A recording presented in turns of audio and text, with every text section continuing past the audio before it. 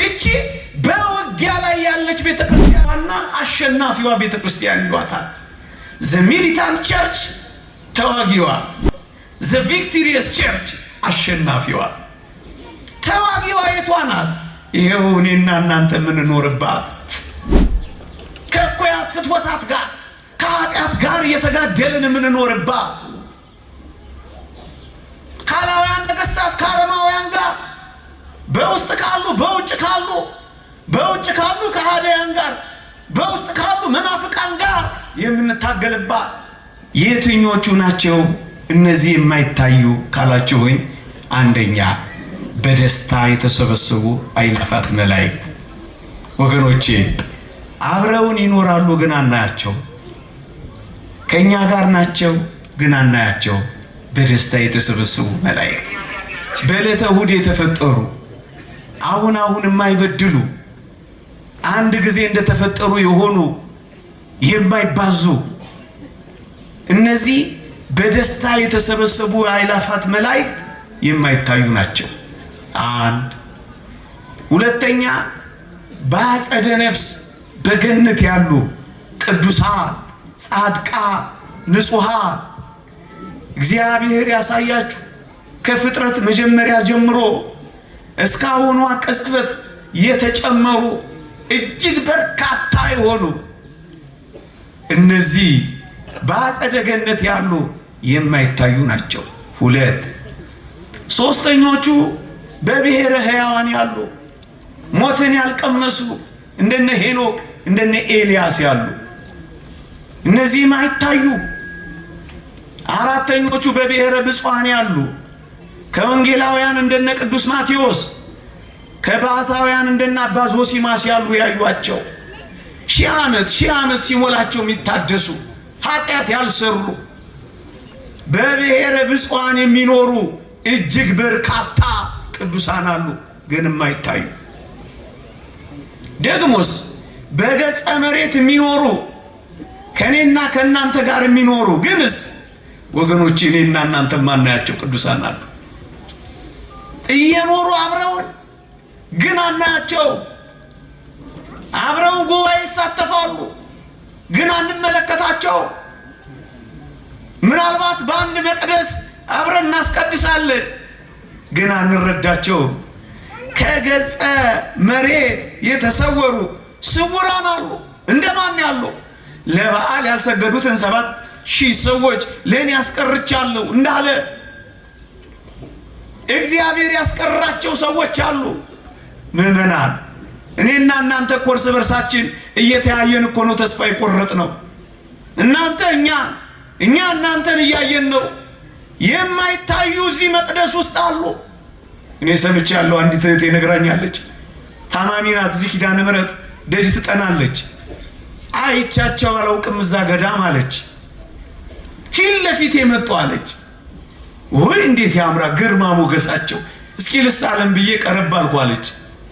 መዓዛቸው ደግሞ እንዴት ያውዳል አለች። ተሳልሜ በመገረም ከመቀጽበት ዞር ላለው አባ የሉም ማለች። ተሰውረዋል። አጠገባችን ያሉ የተሰወሩ አሉ ወገኖቼ። እነዚህ አምስተኞቹ ናቸው። በየገዳማቱ እግዚአብሔር ራሱ ባወቀ የሰወራቸው። እዚህ አካባቢ እኮ ቅዳሴ ድምጽ ይሰማል ትሉ የለ? እዚህ አካባቢ እኮ የዕጣን ጢስ ይሸተናል ትሉ የለ?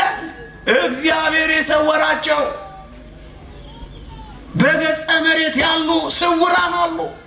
የቤተ ክርስቲያን ጉባኤ አባላት ናቸው።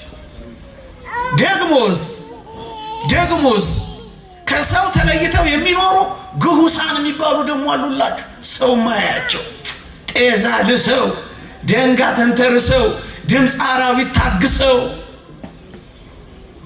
ውርጩን ሐሩሩን ቁሩን ችለው በእኔና በእናንተ መካከል በምድር መካከል ደግሞ የሚኖሩ አሉ። ስድስተኛ ሰባተኛ እኔና እናንተ ነን። በመውደቅ በመነሳት ተስፋ በማድረግ በመቁረጥ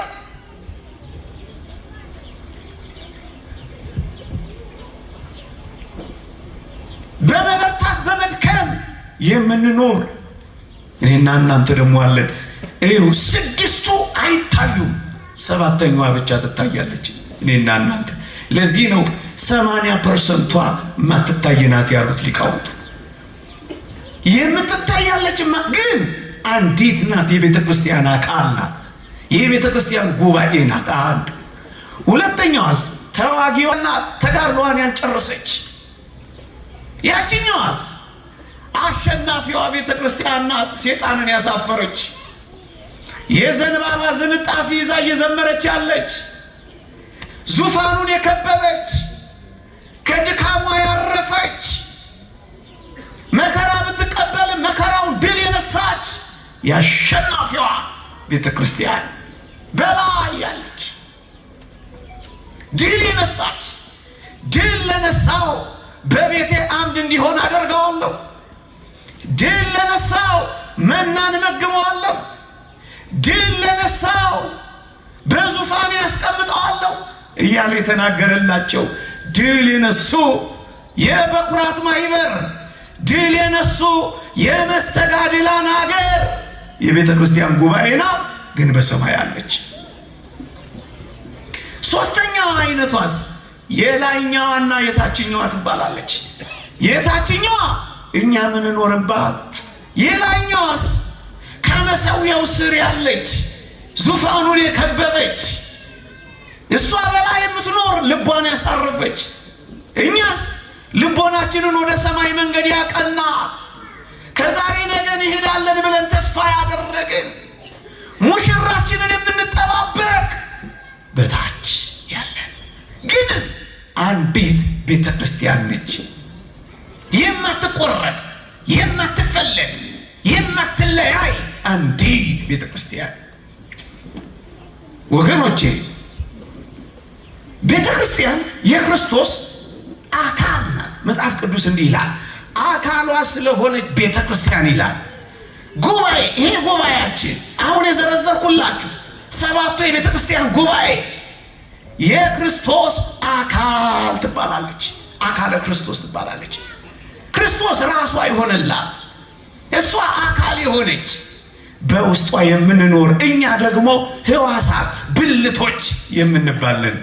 እቺን ነጥብ ያዙልኝ ስለምፈልጋት ነው። እስኪ ልጠይቃችሁ፣ ቤተ ክርስቲያን አካል ከሆነች በውስጧ የምንኖር ሕዋሳትና ብልቶች ከሆን ምእመናን በእኔና በእናንተ አካል ውስጥ ያሉ ሕዋሳት በአንድ ላይ ነው የሚሰሩት ወይስ ተለያይተው ነው የሚሰሩት? እስኪ ንገሩኝ። በአንድ ላይ ወይስ ተለያይተው? በአንድ ላይ አይደል እንዴ የሚሰሩት? ክርስቲያኖች በአካል ውስጥ ያሉ ሕዋሳት፣ በአካል ውስጥ ያሉ ብልቶች በአንድነት የሚሰሩ ከሆነ አካሉ በሆነች ቤተ ክርስቲያን ውስጥ የሚኖሩ ሕዋሳት መላእክት፣ በደስታ የተሰበሰቡ የአእላፋት መላእክት፣ የጻድቃን መንፈሶች፣ የበኩራት ማህበር፣ የመስተጋድላ ሀገር፣ እነዚህ ሕዋሳት በአንድነት እኮ ነው የምንሰራው ወገኖቼ።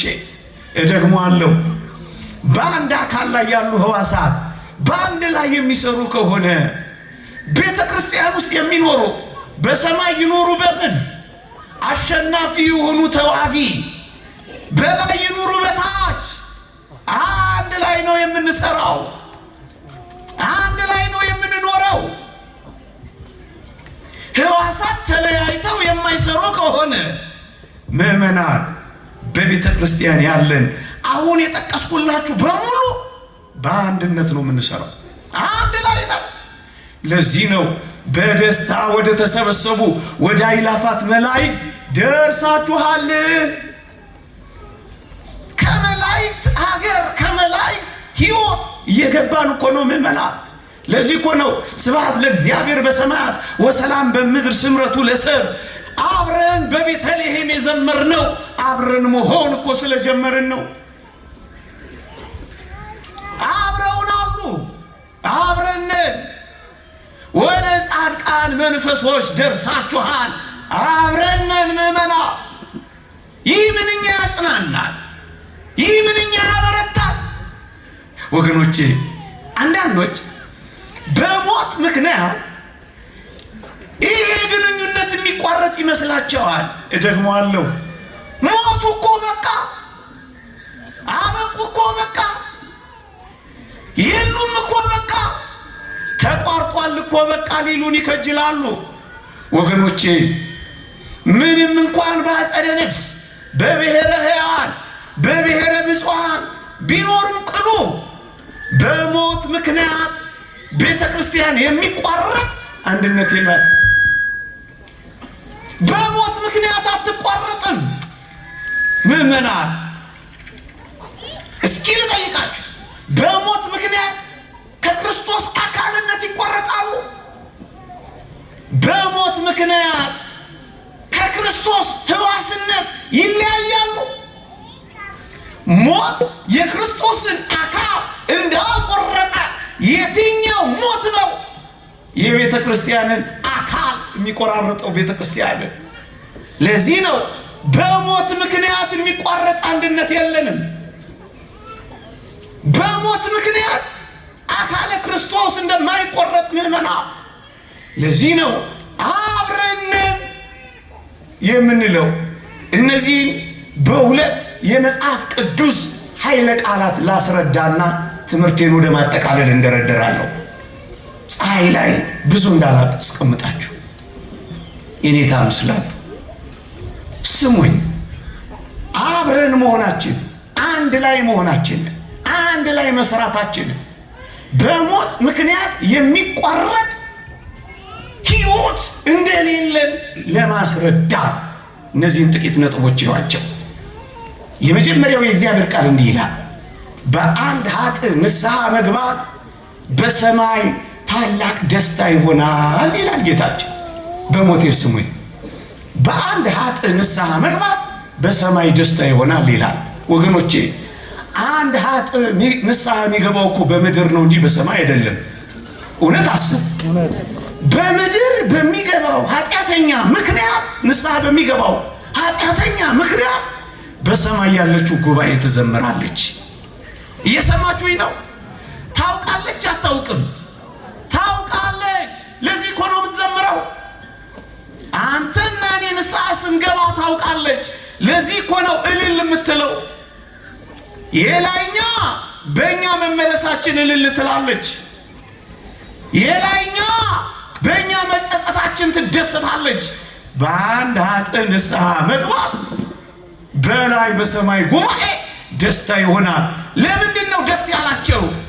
አብረው ስላሉ፣ የቤተ ክርስቲያን ጉባኤና አባላት ስለሆኑ፣ አብረው ስላሉ። ምዕመና እኛ በአጸደ ሥጋ እነሱ በአጸደ ነፍስ ናቸው እንጂ አብረን ደርሳችኋል የሚለው የለም ነው። እነሱ የጨረሱና ያገኙ ናቸው። እኛ መንገድ ላይ ነን እንጂ አብረን። እኛ በእምነት እንመላለሳለን፣ እነሱ በማየት እየኖሩ ነው እንጂስ አብረን። እነሱ ተስፋቸውን ያገኙ፣ እኛስ በተስፋው የምንኖር ነን እንጂስ አብረን። ለዚህ ነው እኮ ደርሳችኋል የሚለን። ምዕመናን ወደ ክርስቶስ ስንደርስ ተጠምቀን፣ ወደ ክርስቶስ ስንደርስ ቆርበን፣ ወደ ክርስቶስ ስንደርስ አምነን ወደዚህ ጉባኤ አብረን ነው የምንደርሰው። ስለሚያዩ እኮ ነው ደስ ያላቸው፣ ስለሚያውቁ እኮ ነው የዘመሩት። አንድ ሁለተኛ ላስረዳችሁ። በሞቴ በሰማይ ያለችው በእኔና በእናንተ ንስሐችን ደስ ይላታል አለ። አብረን ስለሆነ በምድር ያለችው ቤተ ክርስቲያንስ በምን ደስ ይላታል ካላችሁ ሆይ በአንደኛ ቆሮንቶስ መልእክት ምዕራፍ 12 ቁጥር 26 እንዲህ ይላል።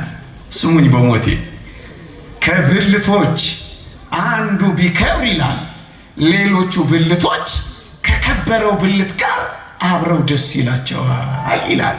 ስሙኝ ልድገመው። እዩ ቅድም አንድ ቃል ነግሬያችኋለሁ። ክርስቶስ የቤተ ክርስቲያን ራስ ነው። ቤተ ክርስቲያን አካል ናት። በአካል ውስጥ በቤተ ክርስቲያን ውስጥ የሚኖሩ ከቅዱሳን መላእክት ጀምሮ እስከኛ ድረስ ብልቶችና ሕዋሳት ይባላሉ ብያቸዋለሁ።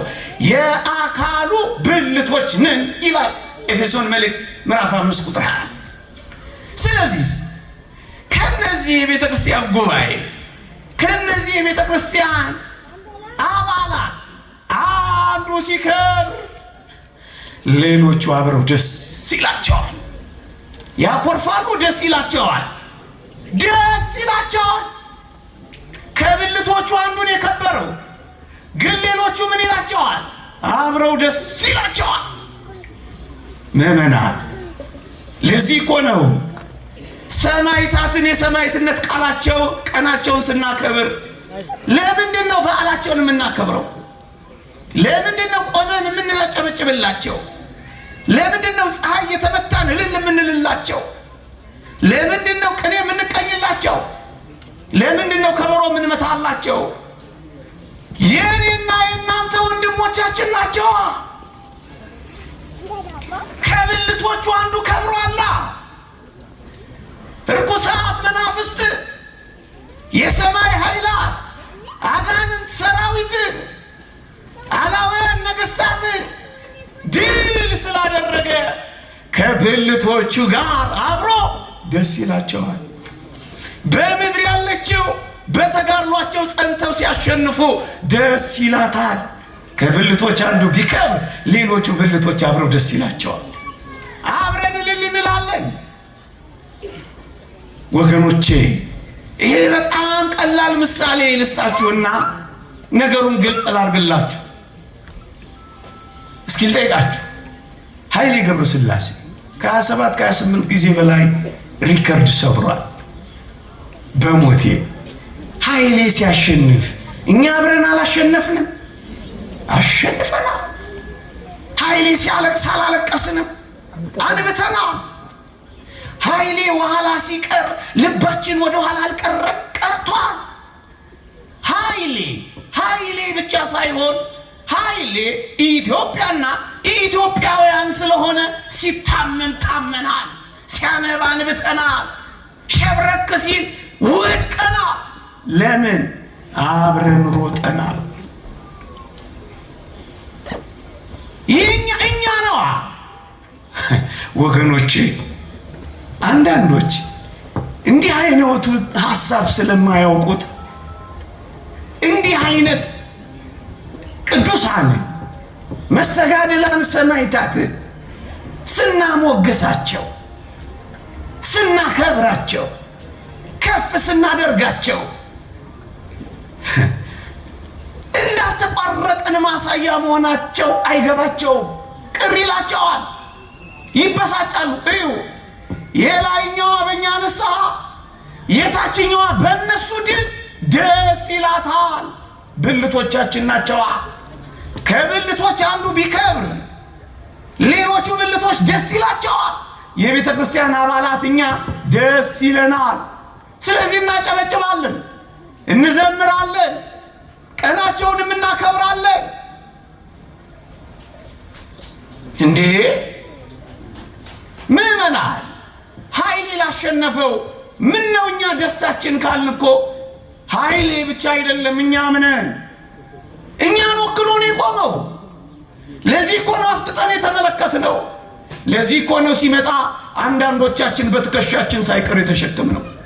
ምዕመናን፣ አንዲት የሆነች ይህች የቤተ ክርስቲያን ጉባኤ ድል ያደረገች ቅዱስ ጊዮርጊስን የምታጨበጭብለት፣ የምታሞግሰው፣ የምታከብረው ለምን ይመስላችኋል? ቤተ ክርስቲያን ናታ። እኛም ነና። ይህንን ትምህርት ለምን የመረጥኩት ይመስላችኋል? ሰሞኑን አንድ ሰው በዚህ በማህበራዊ ሚዲያ ሰምቻለሁ። ጊዮርጊስ እንዲያና እንዲህ የሆነው ኧረ ለራሱ ጉዳይ ነው፣ እንደውም ሰምቻለሁ፣ ደስ የማይል ቋንቋ ለሃጃው ነው ሲል ሰምቼ ያዝኜ ነው። ክርስትና እንደዚህ ነው። የሮጠው ኃይሌ ኢትዮጵያ ከነበረ የተጋደለው ጊዮርጊስ ቤተ ክርስቲያን አይደለች። ብልቶች ሁሉ ከከበረው ብልት ጋር ደስ ሊላቸው አይገባም። ይሄ ምን ያስቆርፋል? ይሄ ምን ያበሳጫል? ይሄ የራሱ ጉዳይ ያስብላል። ምዕመናን፣ ክርስትናን አያውቋት፣ ቤተ ክርስቲያንን አልተረዷትም። እስኪ እንኳን አይደለም ፍጽምት በሆነችው በአዲስ ኪዳን ስለ አብርሃም ላንሳላችሁ።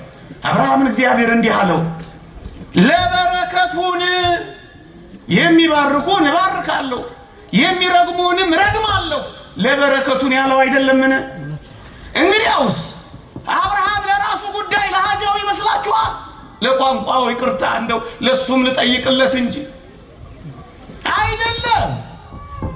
አብርሃም ለእስራኤልም ጭምር ነው ወገኖቼ። ለዚህ እኮ ነው የአብርሃም ስም ሲነሳ እግዚአብሔር የሚራራው። እስራኤል ምን አሉ? አብርሃምን አስበው፣ ይስሐቅን አስበው፣ ያዕቆብንም አስበው ሲሉት እግዚአብሔር ሊያደርገው ስላለው ጥፋት ራራ ይላል። አብርሃም ለእስራኤል ለራሱ ጉዳይ ነው አይደለም፣ ለበረከቱ ነው ያለው። ዮሴፍ የእግዚአብሔር መሆኑ ለራሱ ብቻ ይመስላል አይደለም። እናስ ለግብፅ ጎረቤት ሁሉ ሳይቀር ነው የተረፈው። አንተ ክርስትና ይተርፋል፣ ወደ ሌሎች ይሸጋገራል፣ ሌሎችን ይማርካል። ዮሴፍ ለጠሉት ጠላቶች እንኳን ተርፏል። አንተ ለባዕዳን ጎረቤቶች ሁሉ ተርፏል። ስለ ዮሴፍ አቢጃራ እንኳን ሳይቀር ተባርኳል። ለራሱ ጉዳይ ይሄ ወንጌል ነው፣ ወንጌል ነው። ይሄ ክርስቶሳዊ ነው። ወንጌላችን እኮ እንዲህ አይልም። በሞት ላስታውሳችሁ፣ የሐዋርያት የስጋቸው ቅድስ የነፍሳቸው ቅድስና ለስጋቸው የስጋቸው ቅድስና ለነፍሳቸው ተርፎ ለስጋቸው ተርፎ የስጋቸው ለጨርቃቸው የጨርቃቸው ለጥላቸው ተርፎ ታስታውሱ የለ ሕሙማንንና በሽተኞችን እነሱ በሚያልፉበት ቦታ እያመጡ ያስተኟቸው ነበር። ጥላቸው ጨርቃቸው እንኳን ሳይቀር ለሌሎች ይተርፍ ነበር። ለሃጃቸው ለራሳቸው ጉዳይ አይደለም፣ ለሌሎችም ጭምር እኮ ነው። ክርስቶስን የምንመስለው ክርስቶስ ለሁላችን እንደሆነ ቅዱሳን ደግሞ ለሁሉ እኮ ነው የሚሆኑት። በሞቴ አንድ እግዚአብሔር ቃል ጨምሬ ላስታውሳችሁ። ነቢይን በነቢይ ስም የተቀበለ የነቢዩን ዋጋ ይወስዳል፣ ጻድቁን በጻድቅ ስም የተቀበለ የጻድቁን ዋጋ ይወስዳል አይልምን? እንደ መነኮሳት ትጋሃ ሌሊት እንደ ባህታውያን ምንኖር ጥሪት ለሌለ ለኛ በትራስና በደንገል ለምናንኮራፋ ለምናንቀላፋ ለኛ ጻድቁንና ነብዩን ስንቀበል የጻድቁንና የነብዩን ዋጋ ይወስዳል ነው የሚለው። ዋጋ ይወስዳል ለኛም ጭምር ነው። እግዚአብሔር ፍቅር እኮ ስለሆነ ነው የሚመራ። እውነት እውነት እላችኋለሁ ዋጋው አይጠፋበትም። ይሄ ወንጌል ምንድነው? ዋጋው አይጠፋበትም።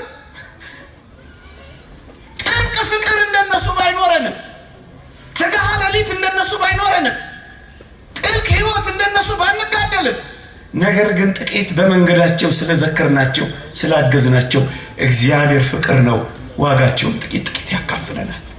ለራሳቸው ጉዳይ ነው አይደለም።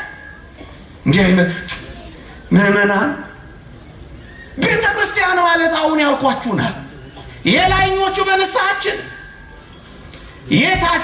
የላይኞቹ በንስሐችን የታችኞቹ በድላቸው አብረን የምንኖር ነን። አብረን ደርሳችኋል እኮ የሚለን ለዚህ ነው። እንደውም አንድ ሊቅ ምን ይላል መሰላችሁ? እንደነዚህ ስላሉ መስተጋድላን ሲናገር እነርሱ ተሰቃዩ፣ እኛ በድላቸው ደስ አለን። እነርሱ ታገሉ፣ እኛ በደስታ ዘለልን።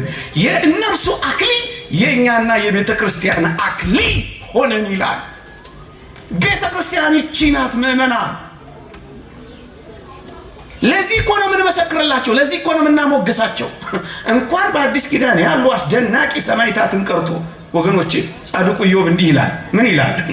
ድሃውንና ችግረኛውን ስለረዳው ፈንታ ይላል መጽሐፈ ኢዮብ ምዕራፍ 29 ቁጥር 11 አንብቡት። ድሃውንና ችግረኛውን ስለረዳው ፈንታ ይላል ያየችኝ ዓይን ሁሉ መሰከረችልኝ፣ የሰማችኝም ጆሮ አሞገሰችኝ ይላል።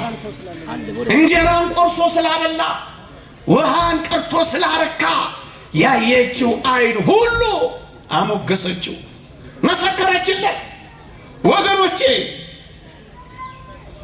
በረከታቸው ረድኤታቸው ሰናይ ገሪሆሙ ለእለ ይዜኑ ሰናየ ዜና የምስራችን ያወራ ከልዋሪቆን እስከ ደማስቆ የገረገረ የተሽከረከረ የእግራቸው ሸሆና እስኪነቀል ድረስ የተንከራተተ ወንጌልን ያስተማረ እነዚህ የወንጌልን ማዕድ አጠገቡን፣ የእግዚአብሔርን ፍቅር አረኩን።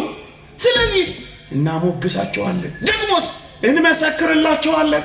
ምክንያት ብልቶቻችን ወንድሞቻችን ናቸው። አንተ ወንድምህን የራሱ ጉዳይ ካልክ ይቅርታ አድርገልኝ ነውረኛ የሆንክ ነው ማለት ነው። ወንድምህን እንኳን ለሃድ የራሱ ጉዳይ ካልክ ችግር አለ ማለት ነው። ግድ የለም ችግር አለ፣ ችግርም አለ፣ ችግርም አለ፣ ችግርም አለ። ለዚህ ነው አባቶቻችን እንደማያስፈልጉን እስከንቆጥራቸው ድረስ የሚያደርሰን ምን ነገር አለ? ምን አደረጉን? ምዕመናን አንድ ሁለት ነገር ብቻ ነግሬያችሁ ላብቃ።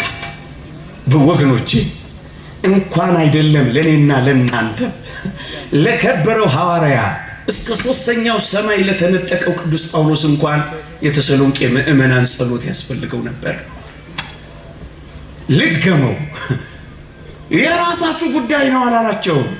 እባካችሁ ለኔ ደግሞ እንደሚገባ ገልጠው ዘንድ ጸልዩልኝ እያለ ለመናቸው እንጂ ጸሎት የሚገባው ሰው ባይሆን እንኳን እስከ ሶስተኛው ሰማይ የተነጠቀ ቢሆን እንኳን ምዕመናን የምዕመናንን ጸሎት እኮ እንደሚያስፈልገው አምኗል።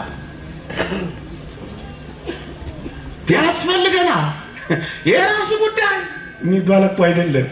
ይሄንን እርግጥ አድርጎ የሚያስረዳን እንደ እግዚአብሔር ቃል አንሳላችሁ በሞት እንዲህ ይላል። እዛው አንደኛ ቆሮንቶስ መልእክት ምዕራፍ 12 ላይ ዓይን እጅን ጆሮም እግርን አታስፈልገኝም ሊለው አይችልም ይላል። አንዱ ብልት ሌላውን ብልት የራሱ ጉዳይ ሊለው አይችልም። ዓይን እጅ ጆሮም እግርን አታስፈልገኝም ሊለው አይችልም። ወንጌል እኮ ነው ማነብላችሁ። አንዱ ብልት ለአንዱ ብልት ያስፈልጋል። ለዚህ እኮ ነው አንዱ ብልት ሲከብር ክብር ሲጎናጸፍ፣ ክብር ሞቱ ለጻድቅ በቅድመ እግዚአብሔር በእግዚአብሔር ዘንድ የከበረ ሞት ስለሆነ ክብር ነው የሚባለው። ቅዱስ ዮሐንስ አፈወርቅ ነው ፍጽምና አገኙ ነው የሚላቸው። እንዲህ አይነት ጻድቃን ሰማዕታት ሲያርፉ ክብር ነው የሚባለው ወገኖቼ። እንደዚህ ከከበሩት ጋር አብረው ደስ ይላቸዋል። አታስፈልገኝም ሊለው አይችልም እኮ ነው የሚለው። እንዴት ነው ዓይኔ እጄን አታስፈልገኝም ልትለው ብትችለው? የራስ ጉዳይ ብላ ልታባረው ብትችለው? ይሄ ከሆነ እኮ ቅድም እንዳልኳችሁ በአንድነት የማይሰሩ ሕዋሳት እንደሌሉ ሁሉ ከቤተ ክርስቲያን አካልነት የተቆረጡ ከቤተ ክርስቲያን ጉባኤ የወጡ ወንድሞቻቸው እንደማያስፈልጓቸው የናቁ አሁን እነዚህ ክርስቲያን ወገን ይባላሉ። እንደውም ትርጓሜ ወንጌላችን አንድ አስደናቂ ቃል ይናገራል። ምን ይላል? ይሄ ሲተረጉም በጣም ይገርማል። ራስ ይላል። ይሄ አካል የሆነው ራስ፣ ቅድም ያልኳቸው ራስ የሆነው ክርስቶስ አይደለም።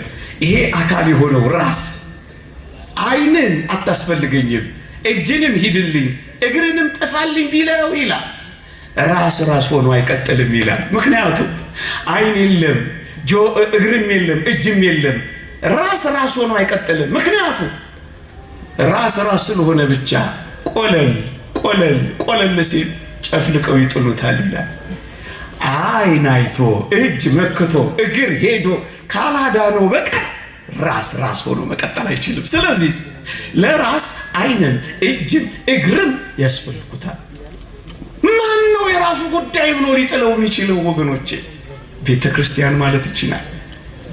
በደስታ ወደ ተሰበሰቡ ወደ አእላፋት መላእክት ወደ ጻድቃን መንፈሶች ወደ በኩራት ማህበር ደርሳችኋል የተባለው ለዚህ ነው። ይቆየን። የእግዚአብሔር ቸርነት የእመቤታችን አማላጅነት ቅዱሳን በረከት ረድኤት አይለየን። ስታርተር ብዬ ዋና ወደ አእላፋት መላእክት ወደ ጻድቃን መንፈሶች ወደ በኩራት ማህበር ደርሳችኋል ይላል የሐዋርያው የቅዱስ ጳውሎስ መልእክት ወደ ዕብራውያን ሰዎች ምዕራፍ 12 ቁጥር 24። በዚህ ቃል መነሻነት ጥቂት የእግዚአብሔርን ቃላት እንማራለን። ቤተ ክርስቲያን በሰማይ በምድር አንዲት ናት። የክርስቶስ አካል የሆነች ቤተ ክርስቲያን አንዲት ብቻ ናት። የክርስቶስ አካል አንድ ብቻ እንደሆነች ያልተከፈለች፣ ያልተሰነጠቀች፣ ያልተፈለጠች፣ ያልተቆረጠች አንዲት አካል ብቻ እንደሆነች የክርስቶስም ቤተ ክርስቲያን አንዲት ብቻ ነች። መንትያ፣ ቅጥያ፣ አምሳያ፣ ተወዳዳሪ፣ ተፎካካሪ፣ ተነጻጻሪ የሌላት አንዲት ቤተ ክርስቲያን ብቻ ናት። አንዲት ስትሆን አኗኗሯ፣ ሁኔታዋ የተለያየ አይነት ነው። ሊቃውንት እንዲህ ይላሉ ስለ ቤተ ክርስቲያን ሲገልጹ፣ አንዲት ብቻ ብትሆንም ይዘቷ፣ አኗኗሯ ግን ይለያያል ይላሉ። ለምሳሌ የምትታየውና የማትታየዋ ቤተ ክርስቲያን ይሏታል። የምትታየዋ ቤተ ክርስቲያን እኔና እናንተ አሁን የምንኖርባት ናት። ጠባለ ኪዳን መሸለ ቁርባን የምንመላለስባት፣ አሁን የተሰበሰብንባት፣ ቅዳሴ የምናስቀድስባት፣ ጉባኤ የምንዘረጋባት፣ ማህሌት የምንቆምባት እሷ የምትታየው ቤተ ክርስቲያን ናት። ዘ ቪዚብል ቸርች የሚሏት። ሁለተኛዋ የማትታየው ቤተ ክርስቲያን ናት። እቺ የማትታየዋ ቤተ ክርስቲያን በአይነ ስጋ የማትታይ በሰማይ ጉባኤ ያለች የቤተ ክርስቲያን አካልና ህብረት የሆነች ግን በአይነ ስጋ የማትታይ ነች።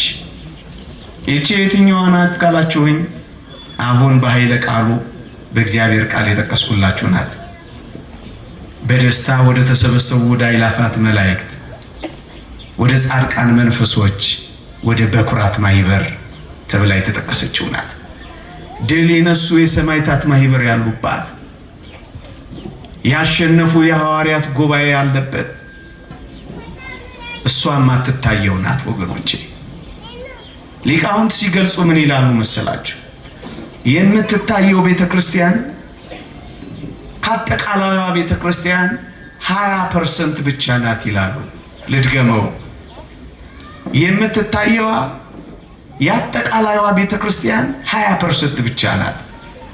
80% አትታይም ቤተ ክርስቲያን። ይሄን በማስረጃ አላሳያችሁ።